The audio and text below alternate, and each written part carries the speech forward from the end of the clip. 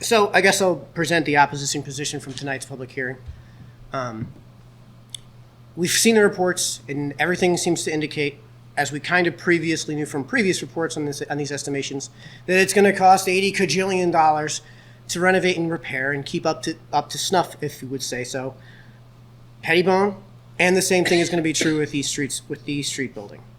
So, to me, one of the things that I wanted to point out is that what people were talking about at that public hearing isn't the building itself, that when it comes to Pettibone, but the things that Pettibone does.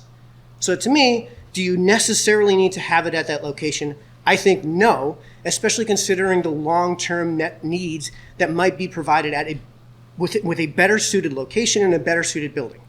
The question of if we're going to spend $25 million to do repairs on a building that's already 70 years old, at what point do you simply say, all right, it's time to build new? And here's my throw it at the wall idea, and it's my idea. I'm not going to blame it on anyone else. And yes, I understand my idea is flawed. All the presentations of ideas on this matter are going to come with flaws. There's no perfect answer here. To me, if you're going to be moving DPW to Century Brass, which I agree with on principle, then that project's going to be another probably 8-digit bond that we're going to have to go through. And then if we're going to have to go through these bondings, then the building that you would want to bond to do a bare minimum renovation, to me, would be the East Street School, for no other reason than that's the building that comes with the lowest opportunity cost. I'll explain what that means right now, actually.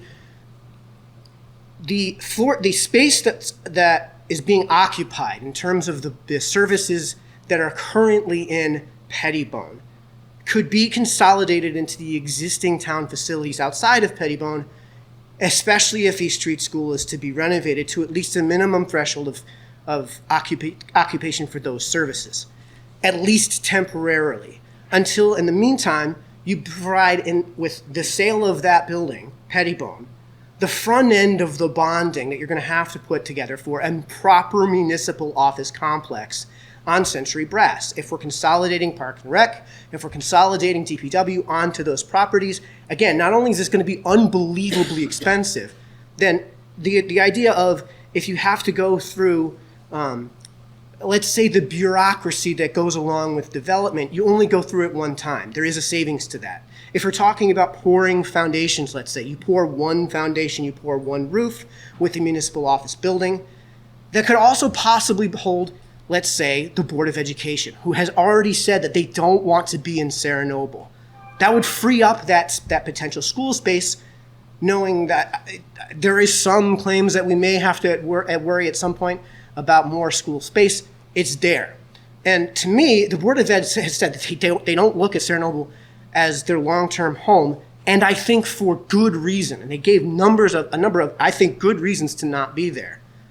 So if we're going to be building a municipal office building as well over at that location, again, one foundation, one roof, raise the building, see what they need. Give something that is catered specifically to their needs. They've never really had that in a very long time at the very least, something that was purpose-built for that. Pettibone was incredibly purpose-built as a school. It was not built as a municipal office building. It was not built with the current purposes in mind. So if you give these facilities, these services, the exact building that they're looking for, then not only would you be able to replicate everything that the building and footprint that Pettibone did, let's say for COVID, you'd be able to get something potentially better because you're building specific to that need. Just as a quick reminder for folks watching at home and in the room, it's 16 acres that Pettibone sits on. The playground is a different set of property. The ball fields are on a different set of property. The dog park is on a different set of property. The grass spaces around the ball fields where people park on game day are a different set of property. This isn't the thing that would be sold in the private sector. There's also no buildings, especially if Park and Rec is moving out of where their maintenance facility is behind Wendy's. There's no municipal buildings anywhere near there. So if you're going to pick one in terms of symbiosis to at least temporarily hang on to, it would be the East Street School, which is walking distance from right here in Town Hall. The other half of that is you're sitting on a private sector gold mine for no reason. To me, You're on Pickett District Road there. You're at a corner lot that's already been developed. The building is a single story rather than multiple stories. You've got no wetlands to deal with.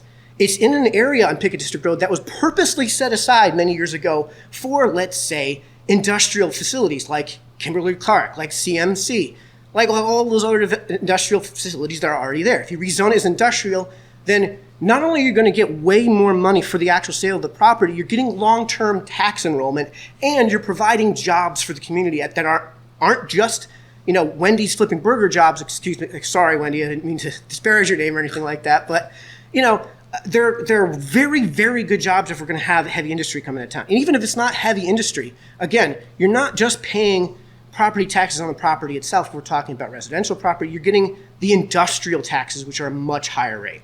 The other half of this is if you're going to fund the front end of the bond with a sale of Pettibone, eventually you're going to move DPW over to Century Brass. So you fund the back end of the bond with the sale to the private sector of DPW. And to me, if you're going to have residents, that seems like the more ideal location for residential property. And for all the talk about having commuter rail, if you want to make that pitch to the Housatonic Rail Authority, it's going to be a lot easier to make that pitch when you have something like what Brookfield has in Four Corners in terms of those properties. First floor commerce, second and third residence. I also suggest that the businesses that are on Railroad Street that are already set up like that, so we already have property around that fits that mold, would probably love the extra foot traffic they would get from having greater residents in an area that's kind of better suited for that sort of thing. I'm not one to tell the private sector what they should do with their own property, but this is an idea that could be considered if we're going to relinquish, if a private sector company is going to come in and look at those properties. After the move from, let's say, East Street School to the new municipal office complex for all these departments, I don't know what to tell you about East Street building if it's going to be vacant. I'm not here to speak toward that. So that's my wild idea. Enjoy. Thank you.